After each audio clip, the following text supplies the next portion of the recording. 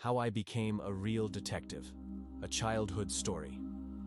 It all started with a simple blue shoe bag and an embroidered last name that turned my life into a real adventure. Have you ever wondered how a single nickname could change your destiny?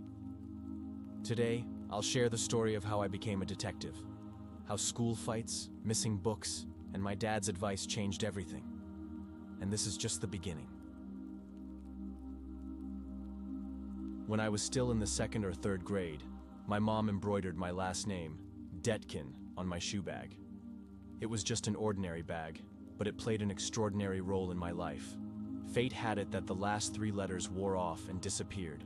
The threads tore, either from old age or because the bag served me faithfully as a weapon in short but decisive skirmishes that occasionally broke out in the locker room. One way or another, only the first 3 letters of my last name remained. Det. "The bag of a detective," shouted an older student. That's how it all started. I was nicknamed Detective. And what if Mom hadn't embroidered those letters on my blue bag? But the positive influence of my parents didn't end there. My mom and dad often took away my worn-out adventure stories and novels. "What a waste of time," they would exclaim. Later, I would find my book under Mom's pillow or spot it in Dad's briefcase. That's how I realized, with their help, that all normal people love reading detective stories, but many love them secretly.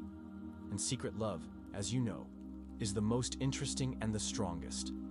So I began to create. My parents were against it. It's a waste of time. That's when I remembered all the stories I knew about fathers kicking out or even disinheriting future great artists, composers, and writers. These examples worked on my mom and dad. "Fine," said Dad. "If you don't mind wasting time that could be spent studying foreign languages, reading useful books, or, say, playing sports, then have it your way. But let me give you a classic example." He pulled out the first volume of Lermontov's collected works, read 2 poems aloud and said, "These poems were written by Mikhail Yuryevich, or to be precise, Misha, when he was 14. You're only a year and a half younger, just a year and a half. And considering that kids grow up much faster nowadays, you could say you're the same age." "So what?" I asked. "So," Dad replied, "you can't pull a story out of thin air. Before sitting down to write, you need to study human characters and the plot. Life itself should suggest it to you."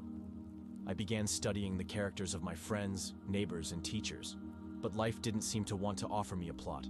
And then something happened. Never could I have imagined a story more frightening than the one that actually occurred and which I unraveled from beginning to end, proving that I was called Detective for a reason. And that's how a simple bag, a childhood nickname, and a series of unexpected events led me to unravel my first real mystery. Life truly is the best storyteller. You just need to pay attention. So, what about you? Do you have a story that started with something small but changed your life? Share it in the comments. I'd love to hear it.